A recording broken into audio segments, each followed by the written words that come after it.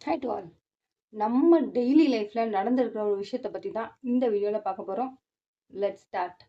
நம்மளே ஏதோ ஒரு விஷயத்த வந்து சரி ஆரம்பித்து செய்யலாம் அப்படின்ற மாதிரி ஏதோ நம்ம நினைப்போம். அப்போ திடீர்னு ஒரு ஐடியா வந்து அவங்க ஏதாவது நினச்சிடுவாங்களோ, இவங்க ஏதாவது நினச்சிடுவாங்களோ, இல்லை ஆப்போசிட்டில் இருக்கவங்க ஏதாவது நினச்சிடுவாங்களோ அப்படின்ற மாதிரி சடனாக நம்ம மைண்டுக்கு தோணும். ஏனே தெரியாது. அதனால நமக்கு வந்து ஒரு பயம் ஏற்படும். சரி இவங்க ஏதாவது நினச்சிடுவாங்க, அதனால நம்ம வந்து அதை செய்ய வேணாம் அப்படின்னு. அவங்க என்ன நினச்சிடுவாங்க, இவங்க என்ன நினச்சிடுவாங்க அப்படின்னு நம்ம நினச்சாலே நம்ம என்ன நினச்சோம் அப்படின்றத டோட்டலாகவே நம்ம மறந்துடுவோம்.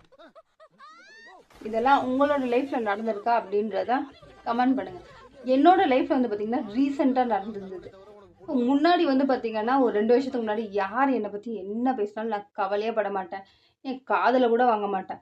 பின்னாடி பேசுகிறவங்க வந்து யாராவது ஒருத்தவங்க வந்து சொல்லுவாங்க, இப்படி வந்து உன்னை பேசிட்டாங்க, இப்படி வந்து உன்னை பின்னாடி பேசியிருக்காங்க அப்படின்ற மாதிரி யாராவது ஒருத்தவங்க சொல்லி அது என்னோட காதுக்கு சைடு வழியாக வரும்.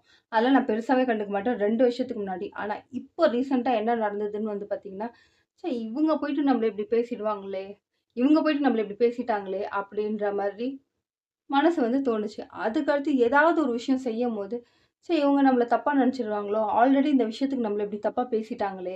அப்படின்ற மாதிரி சடனா தோணுச்சு. மேபி இதுக்கு அடுத்து நான் பழகுன பீப்பிள் வந்து மேபி அப்படி இருந்திருக்கலாம். ஸோ, அதனால அவங்கள பார்த்து நான் வந்து அட்மையர் பண்ணியிருந்திருக்கலாம். நான் முன்னாடியே சொன்ன மாதிரி தான். அவங்களுக்கே தெரியாம, இல்ல எனக்கே தெரியாம, ஏதோ ஒரு பழக்கம் வந்து அவங்ககிட்ட இருந்து என்கிட்ட ஒட்டிக்கிட்டு இருந்திருக்கலாம். அதுதான் வந்து பார்த்தீங்கன்னா, நம்ம இத செய்றதுனால அவன் நம்மள தப்பா பேசிடுவானோ, இல்ல இவன் நம்மள தப்பா பேசிடுவானோ அப்படின்ற ஒண்ணு எனக்கே தெரியாம ஒட்டிக்கிட்டு இருந்திருக்கலாம். ஆனா இதுக்கு அடுத்து அது கண்டிப்பா இருக்கவே இருக்காது.